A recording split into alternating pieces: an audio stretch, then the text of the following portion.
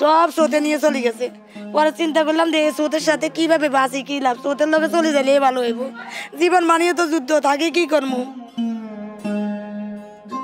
পানির স্রোতে বিলীন হওয়া বাড়ির সামনে দাঁড়িয়ে এভাবে আহাজারি করে কথাগুলো বলছিলেন ফুলগাজী উপজেলার জগৎপুর এলাকার হাজরা বেগম। বাড়ির পাশ দিয়ে বয়ে যাওয়া মুহুরী নদীর পানির চাপে সড়ক ভেঙে স্রোত আঘাত হানে তার ঘরে। এতে ভেসে যায় হাজরার শখের আসবাবপত্র, ভেঙে যায় থাকার ঘর সহ 4টি ঘর। ছাগল, হাঁস, মুরগি সবই চলে গেছে বানের জলে। এখন 3 সন্তান নিয়ে বিপাকে পড়েছেন তিনি। ঘর ঠিক করার সম্বলটুকুও নেই তার। আমি আমার বাচ্চা, 3টা বাচ্চা, একটা 5 বছরের শিশু, একটা 8 বছরের শিশু, একটা মেয়ে 15 বছর হয়েছে, শাশুড়ি বৃদ্ধ, 70-80 বছর বয়স হয়ে গেছে শাশুড়ি।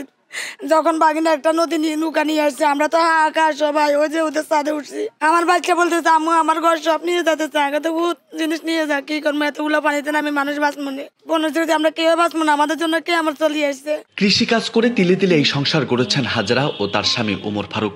3 সন্তান ও বৃদ্ধ শাশুড়ি মিলে সুখের সংসার ছিল তাদের। তবে বন্যায় বিলীন হয়ে পথে বসেছেন হাজরার পরিবার, চান সকলের সহযোগিতা। আমাদের সব নিয়ে চলে গেছে। এখন যদি আপনারা দয়া করে কিছু সাহায্য করতে পারেন, এটাই আপনাদের কাছে বলা, পারলে আমাকে কিছু সাহায্য করেন, যা সহযোগিতা আপনাদের তো ধরা সম্ভব হয়, এটা করেন আমাকে। আমার বাচ্চাদের কিছুই, এই যে একটা কাপড়, একটা জিনিস ঘরে সব দোষী পড়ে গেছে। বাচ্চা নিয়ে পালাই গেছে, জিনিস কোন সময় সরামু, সরামু, সব স্রোতে নিয়ে চলে গেছে। পরে চিন্তা করলাম যে এই স্রোতের সাথে কিভাবে বাঁচি, কি লাভ, স্রোতের লোকে চলে গেলে ভালো হইব। হাজরা বেগমের মতো প্রতিবেশী মর্জিনা আক্তারেরও ঘর ভেসে গেছে স্রোতে, সাথে ভেসে গেছে আসবাবপত্র ও প্রয়োজনীয় সকল জিনিসপত্র। রান্নাঘর ভেঙে গেছে, থাকার ঘরের অবস্থা নাজুক। সব হারিয়ে নিঃস্ব মর্জিনা বেগম। অসুস্থ হয়ে পড়েছেন মর্জিনার স্বামী নুরুল আমিন। 3 সন্তানের ভবিষ্যৎ নিয়ে চিন্তিত মর্জিনাও এখন অপেক্ষায় সাহায্যের। পানি জন উঠে না ছিল, তখন বুকটা কাঁপতে কাঁপতে হেয়ার পরে ডেলাই আসছে, হেয়ারে ঘরে আসছে পানি, উঠতে উঠতে গলা পর্যন্ত হয়েছে। কোন দিকে যাবো, ব্যবস্থা নাই, যাওয়ার কোনো পথ নাই। মর ঘাস ক্ষতি হয়েছে আমার, যায় জিনিস কিছু নেই, আমার কিছু বাঁচাইতে পারি না। এই ঘর আমি কেন ঠিক করবো, কেন কিনবো? আমার স্বামীও কোনো কিছু করে না, ছেলেরা কোনো কিছু করে না। হাজরা মর্জিনার মতো জগৎপুর গ্রামে অন্তত 50টি পরিবারের সবকিছু বিলীন হয়েছে বন্যায়। বন্যার ভয়াবহতা এসব বিলীনের দৃশ্য বিষাক্ত তীরের মতো আঘাত হানছে নিঃস্ব হওয়া মানুষগুলোর বুকে। শোকে কেউ কেউ অসুস্থ হয়ে পড়েছেন, কেউ বুকে পাথর বেঁধে নির্বাক তাকিয়ে আছেন লন্ডভন্ড হয়ে যাওয়া ঘরবাড়ির দিকে।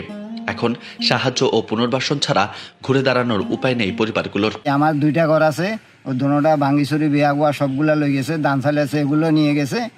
এই গরিব আন্ডা কোনো রকমে বাঁচি আছি, উপরে দ্বন্দ্বমরে উঠছি, তখন দেখতেছি ঘর ডুলতেছে, তখন আরেকজনের বাড়িতে যাই আশ্রয় লই গেছি।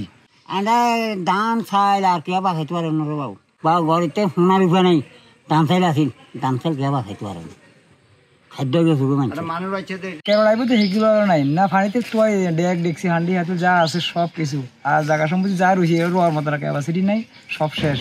ক্ষতিগ্রস্তদের তালিকা করা হচ্ছে। মন্ত্রণালয়ের বরাদ্দ আসলে পুনর্বাসনের কাজ দ্রুত শুরু হবে বলে জানিয়েছেন ফেনী জেলা প্রশাসক মুস্তাম্মাদ শাহিন আক্তার। ফেনী থেকে রাজু আহমেদ, বার্তা 24।